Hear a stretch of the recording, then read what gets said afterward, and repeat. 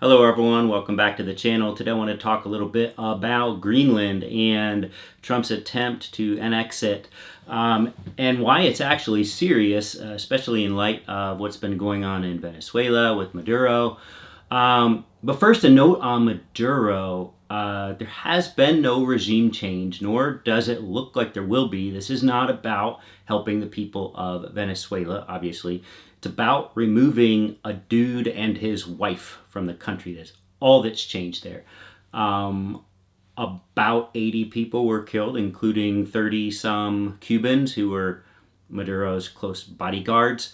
A lot of interworkings with Cuba and Venezuela, but all that's happened in Venezuela is a man and his wife were extracted.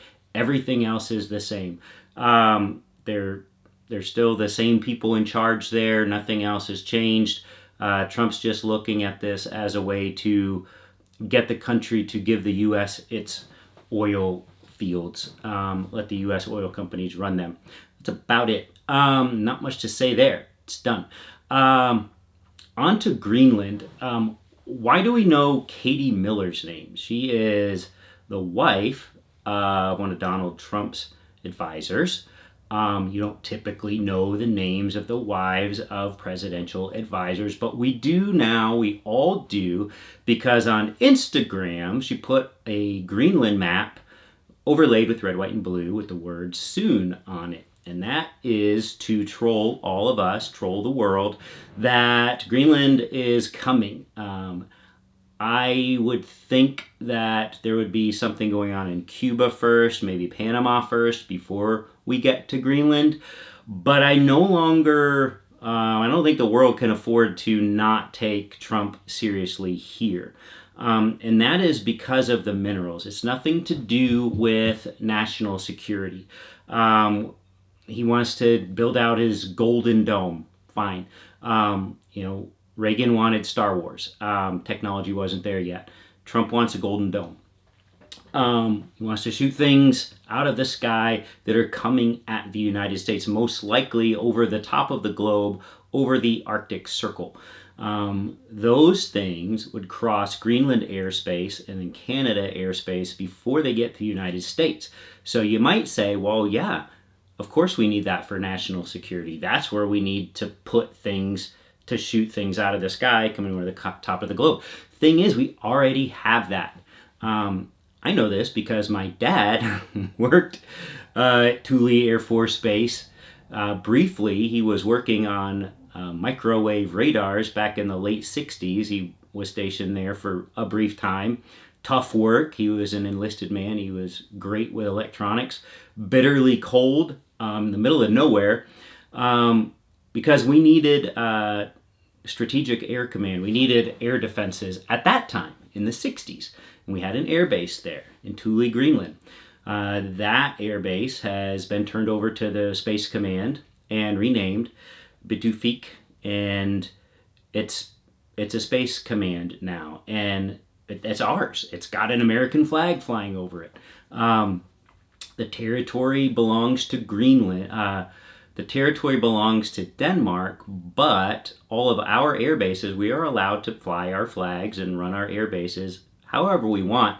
The Danish and the Greenland people have told us, America, whatever you want. You build your bases, make them bigger, put missiles on them, put whatever you want. You already have free reign of whatever military bases you want to use there for the defense of your country and of North America in general. We already have that. So it's not about national security. We can already do that.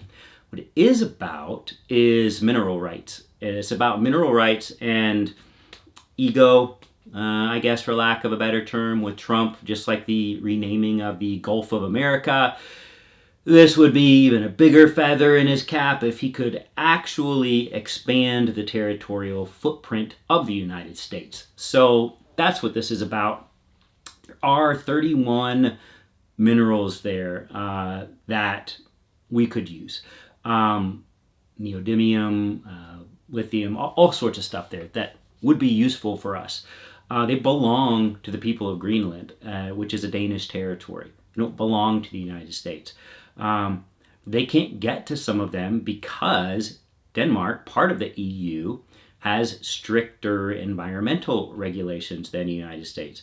So the United States, Donald Trump is running roughshod over our own environmental regulations and protections. So if he were to take over Greenland, then it would just be the same drill, baby drill, that you have on all our protected lands in the United States that are coming open now and off the coasts of the United States thanks to the Trump administration.